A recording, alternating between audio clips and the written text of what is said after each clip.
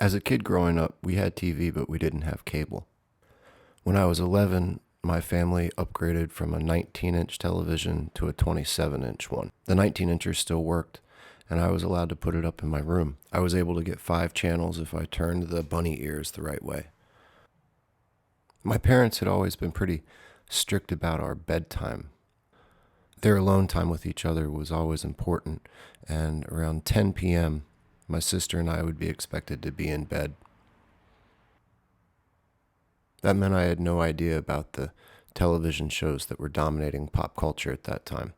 And once I hit middle school, I would hear a lot about things like The Tonight Show, popular series that came on at 10 p.m., and Saturday Night Live.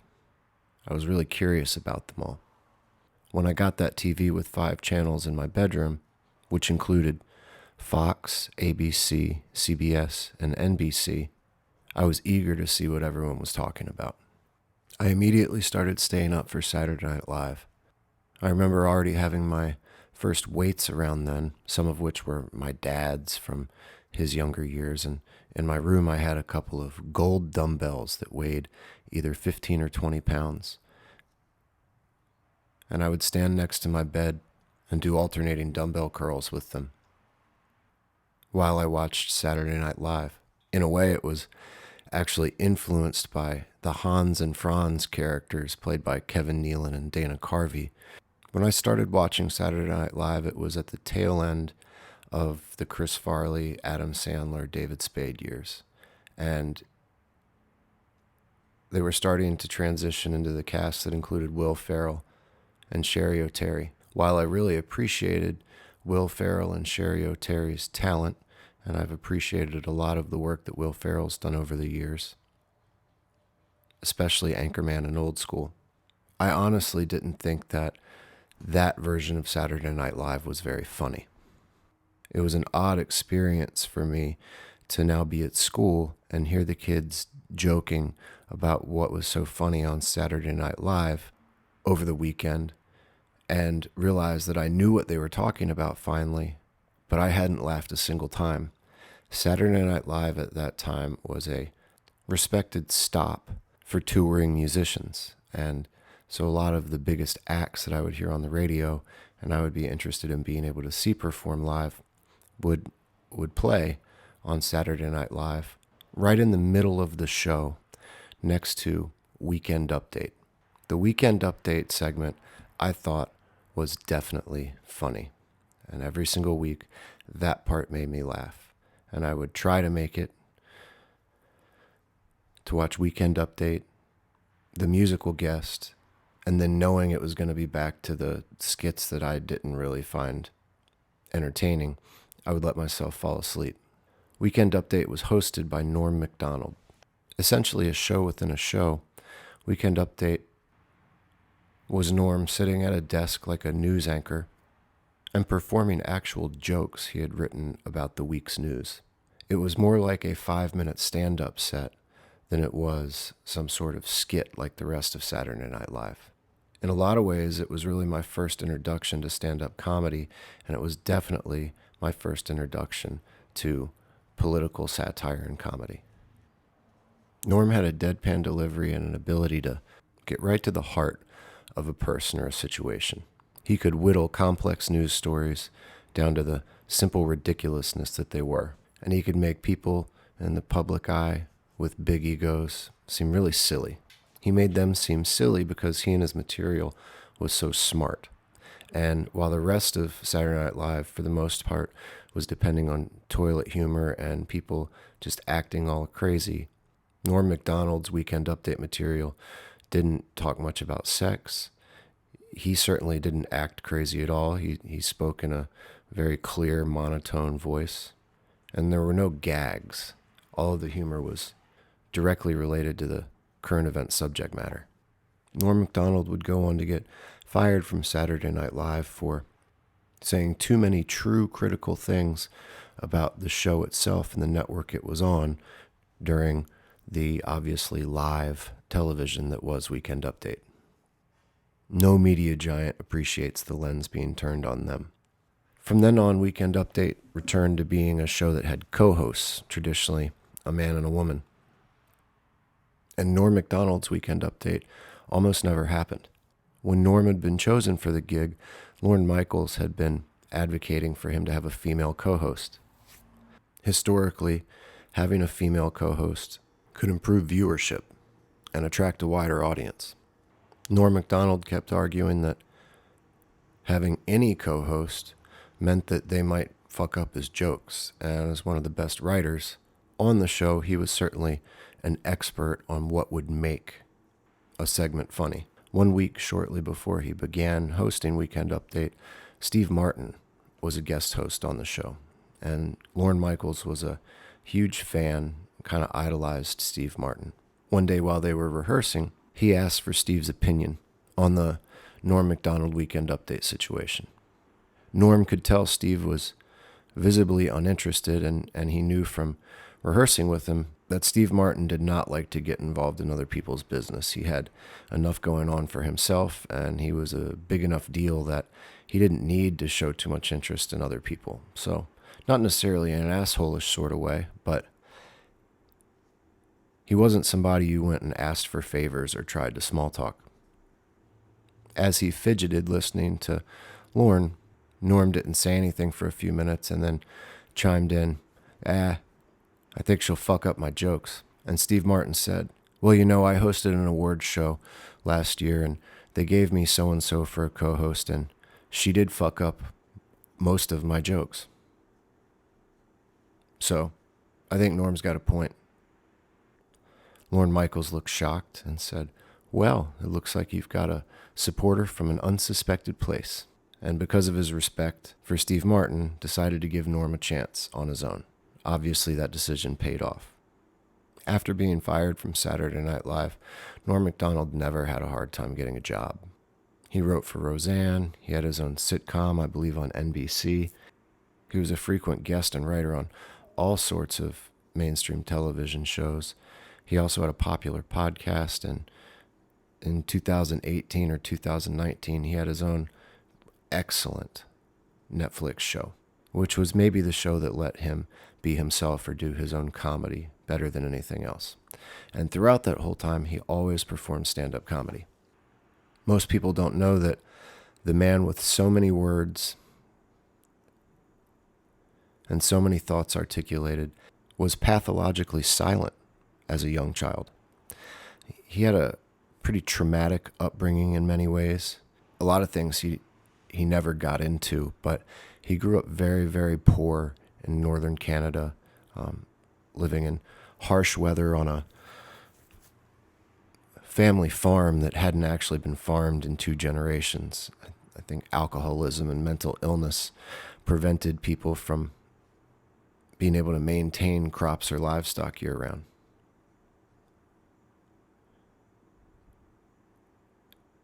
You could liken it to Appalachia in the United States, and the people that remained in the area didn't have a lot of children or education. Spent a lot of time living with his grandfather and around older people, and he was terrified of speaking. Even more, he was terrified of interaction. He described having to walk around a convenience store in town that he'd been into 1,000,000 times for an hour before he could get the confidence to walk up to the cashier to pay for a stick of gum he wanted. Norm Macdonald said he was actually terrified of the world until at 9 years old, his grandfather told him he needed to take his elderly blind friend to the pharmacy in town to pick up a prescription. Had Norm really thought about it, what he was being asked to do was impossible because he couldn't talk to people. And the only way for him to get this elderly blind man into town, into the correct stores, and back home with the correct supplies and prescriptions he needed to purchase, he was going to have to talk to this guy. His adrenaline overrode his fear, and the next thing he knew, they were on their way to town, and he was describing the landscape that they saw as they walked. He stayed locked in with the old man, and the old man was excited to have someone describing what smelled and felt like a beautiful day. And he asked Norm a steady stream of questions. At some point in the pharmacy, where the old man was having him pick item after item off the shelf and read the descriptions to him as they waited for the prescription. Norm realized he had just talked to another person more than he ever had before in his life, and the impending doom and fear he thought about what might happen if he spoke to someone, or if he touched the wrong flower, or if he bought a piece of gum, he realized had all been a figment of his imagination. The fact that he had, without realizing it, beaten an affliction that had crippled him since he was old enough to talk, up until now being 9, made him burst out laughing. The laughter was initially joy, but the laughing turned into a fit of what was essentially mania until the old man calmed him down enough to stop. He just couldn't stop laughing. That was actually something that was part of his life until the day he died, and Norm Macdonald died last week. He never necessarily had depression. He never had substance abuse problems. He was a gambling addict. What would happen to him is sometimes when he would be having a good time with friends or otherwise, but it could certainly be friends or family, he would be joking and laughing, and all of a sudden the laughing would become unstoppable, and he would need to be medicated or hospitalized for him to be able to stop the manic laughing attack. Norm Macdonald also found as an adult that he had a clinical inability to feel normal emotion for people, places, and things in his life. His father died and he didn't shed a tear. However, he was hypersensitive to art, sounds, shapes, and colors. A sunset could cripple him with love or sadness, and he might burst into tears that he couldn't stop looking at a painting of a woman in a museum. These kind of things affected him and affected his emotions so strongly that he actually avoided things like listening to music or looking at art because he found the emotion so extreme it would become depressingly dangerous. The middle ground he found for feeling, because he was numb to feeling everyday life and family connection, and he was hypersensitive to nature and man's creations, was fiction novels. People like Thoreau and Hemingway, and James, and his favorite Mark Twain were people who had taken real life and distilled its essence into fiction. And since he had a hard time relating to the normal human condition, he found that these writers could make sense to him and tell him how to understand the world, the meaning of life, and the meaning of death. I think the fact that Norm thought a little differently than most of us was part of the reason why his comedy was able to reveal so much truth. He was able to distill a lot of subject matter down to its essence, where we pack upon layers of feeling and opinion and emotion that really doesn't have anything to do with the reality of a situation.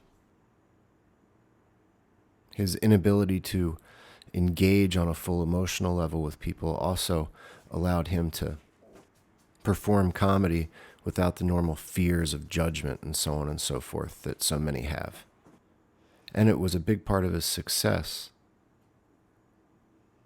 in terms of getting jobs because he was willing to go for it, and he also wasn't afraid to get fired. When you struggle understanding the meaning of life, nothing feels better than to smile. Norm Macdonald stayed committed to his job as a comedian, his job as someone who made others smile, like very few can. When he was diagnosed with cancer 10 years ago, he kept it a secret up until his death last week. Neither his family nor friends knew, and his audience most certainly didn't. And that's what Norm wanted. Norm didn't want anything to get in between his audience and the service he came to give them, which was laughter and joy.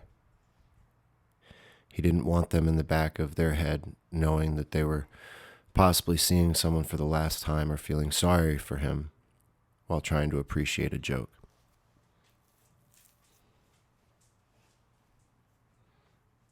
It's all the more special and fascinating when you go back and watch his performances and interviews where he'd often discuss the subject of death. He would downplay his own mortality and be humorously inquisitive with others about how they dealt with illness and prepared for the end of life. What you see is a character study of a man who was at terms with his fate and committed to a decision of how he wanted to go out. Norm Macdonald is someone inspiring to me because he's an example of commitment to a craft in spite of criticism. It's a truly free and American thing. Of course, unless your craft is hurting others. But he did the opposite. He made people smile. And he's an example to me of someone who's able to process the challenges that they have in life in a way that ultimately ends up in a positive experience for others and a means of existence for yourself. And above all, he was fucking funny. He could make me laugh impersonating Bob Dole, talking about New York City news. Watch his interview he did with Jane Fonda on Norm Macdonald has a show, his final show that was on Netflix. He simultaneously makes an 80-year-old woman fall in love with him. The audience understand the meaning of life a little better.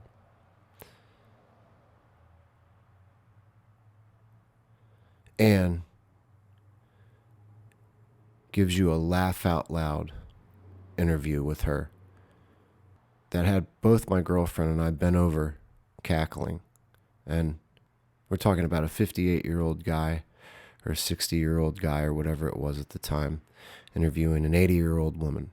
Not something that you would think was cutting-edge comedy. I wanted to end this tribute to Norm Macdonald with my impression of his Weekend Update show. A lot has happened this week around the good old US of A. AOC met Kim Kardashian for the first time at the Met Gala. Word is the grifters hit it off, discussing their passion for prison reform and their tone-deaf gowns. Kim's covered her entire face, such that she not only breathed corona, but also textile vapor all night, while no one else wore a mask of any kind. And AOC wrote "Tax the Rich" on her dress, while she is, in fact, rich and doesn't pay taxes. The following night, Conor McGregor got pushed by Machine Gun Kelly at the VMAs, allegedly because McGregor sent DMs to MGK's girlfriend, Megan Fox. In his defense, McGregor's publicist claimed he was doing research for a remake of The Fox and the Hound played by his wife. Pacific Northwest coffee chain Dutch Bros went public this week on the NASDAQ. Going from $15 to $50 a share, analysts say the stock is performing much like their coffee, stronger than competitors but crashes hard later on. Governor Gavin Newsom just easily won the recall vote in California. His strong pandemic guidelines were championed by the left in a big part of his win. It was also helped by the fact that Democrats all around the country, from AOC all the way up to President Biden, did a great job of telling California voters that all of the options for candidates were Republican, other than Newsom, when in reality the best candidates were Democrats that were not Newsom. And finally, the most important reason Gavin Newsom won the race is that a lot of wealthy Republicans thought giving him their vote might help them get reservations at French Laundry. In a new study out of England, climate change is affecting young people's mental health. Ironic because it was the boomers' mental health that accelerated climate change. There's a new iPhone out. Apple revealed the iPhone 13 at an event on Tuesday. The phone boasts a new cinematic quality camera and enhanced security. This means that OnlyFans girls will soon have feature film quality scene in Scorsese films for the exploration of their buttholes on Wednesday nights, without having to worry about someone stealing a picture of them eating a sandwich from their iCloud. And in a real-life case of getting gorilla fucked, 18 gorillas at Zoo Atlanta in Georgia contracted COVID. Staff veterinarians say that the animals most likely contracted the virus by either visitors breathing microscopic particles in their direction from yards away, or the gorilla gangbang a zookeeper had with 3 of them while she had COVID. The CDC says they hope to get to the bottom of this and will issue further guidance, but for now recommends that the gorillas wear masks. Lawmakers have asked Mark Zuckerberg, Facebook's founder and owner of Instagram, to drop the app Instagram for Kids after a report says the app made kids suicidal and pedophiles horny. And in our last piece of news, comedian and Saturday Night Live alumni Norm Macdonald has passed away after a secret 10-year battle with cancer. Or as he described it, he and cancer had a draw because the moment cancer killed him, he killed the cancer.